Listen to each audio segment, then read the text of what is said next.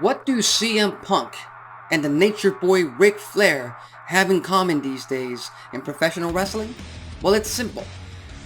What Tony Khan is trying to do with CM Punk right now with the quote-unquote real world championship is something that WWF tried to apply to Ric Flair back in 1991 when he first made his appearance with the company, and he still had WCW's old big gold belt championship with him, a belt that he refused to send back to the company WCW that he had just left, simply because they did not want to reimburse on his deposit, if I'm not mistaken.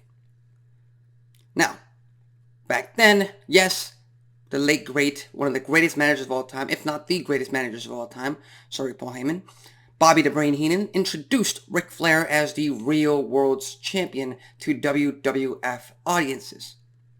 Much like CM Punk is claiming that his current AEW World Championship, or the title he holds right now that is pretty similar to the World Championship, is the real world title, and it's been defended on Collision, and it's going to be defended this weekend in Wembley Stadium at London in the United Kingdom for All In against Samoa Joe in one of the matches that will undoubtedly steal the show. I cannot wait for that match, by the way. CM Punk versus Samoa Joe going one-on-one on a pay-per-view setting. You give them time, and this is, I believe, for the first time in almost 20 years that they're going to have actual real time to go one-on-one on a pay-per-view setting or on a big match setting. But what I'm trying to get to is, back then, yes, Bobby the Brain Heenan introduced Ric Flair as the real world's champion. But I don't recall Ric Flair defending that championship as the world title on WWF programming. I don't think WWF, or Vince McMahon at the time, took it that far because he did not want to devaluate the then WWF championship at the time. Hell, Ric Flair came in late 1991.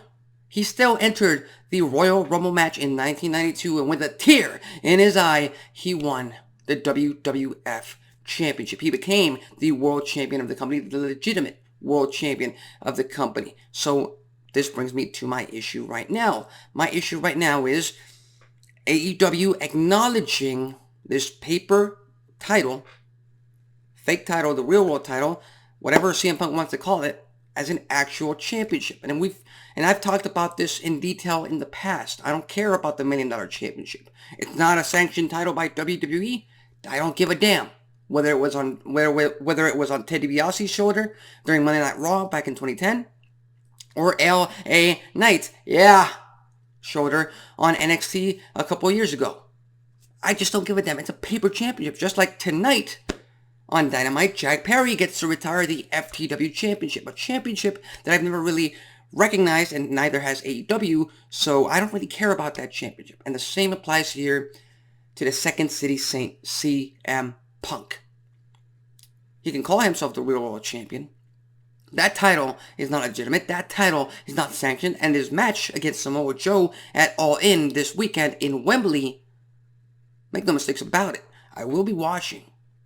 I'll be entertained. I'll be enthralled with the match. There's no doubt. 2 stars that I've been following for almost 20 years at this point. Of course I'm going to want to watch that match. But it's not for a championship. It's not for a title. None of it matters. Just like a few weeks ago when CM Punk put that paper championship, that replica championship on the line against Absolute Ricky Starks. I didn't care then. I don't care. This championship does not matter. And I know what you might be asking. Well, WWE has run this storyline, TNA has run this storyline in the past of we have a world champion, and then a past world champion comes out with his title, the exact same championship, and they're able to both be recognized as world champions, and that leads to an undisputed title unification match down the line. Well, that's the answer right there. AEW has not taken that road. CM Punk has been back for what, 2 months now? Yeah, pretty much 2 months. And he's been carrying around, first, the red backpack that we now know carried that real world championship with him.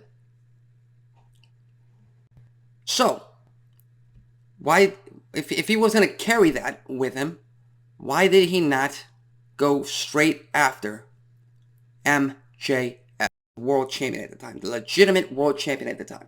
If you are gonna call yourself the real world champion, if you're gonna carry around a title that looks exactly like the actual world championship, why wouldn't you just show up and, much like CM Punk did in 2011 against John Cena, and much like Magnus did, well, actually AJ Styles did to Magnus in TNA back in 2014, why not go straight up to MJF, to the real world champion, and challenge him to a title match to define the true, undisputed, legitimate champion? That is the correct way of playing out the storyline, instead of creating two world championships.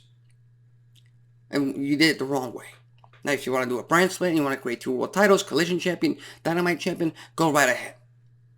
But at least from my point of view, the way they've executed all of this, the way they've executed CM Punk's return and his intentions with the world title, hasn't really worked, in my opinion. And I'm sorry to say, the match at All In between CM Punk and Samoa Joe for the real world championship is going to suffer because of that, because there's going to be no stakes with it. It's just going to be a regular one-on-one match, rivalry feud. We saw it on Collision a few weeks ago. They're fantastic. They have tons of history. But it's kind of like fighting for fake Infinity Stones in the Marvel Universe. It just, in my opinion, it doesn't matter. But those are my thoughts. Again, I don't want to devalue the actual match taking place at All In Wembley Stadium, because it will be a showstopper in front of 80,000 plus. Historic night for All Elite Wrestling. As far as that goes, tonight on Dynamite, it's the go-home show to the biggest weekend in the company's history.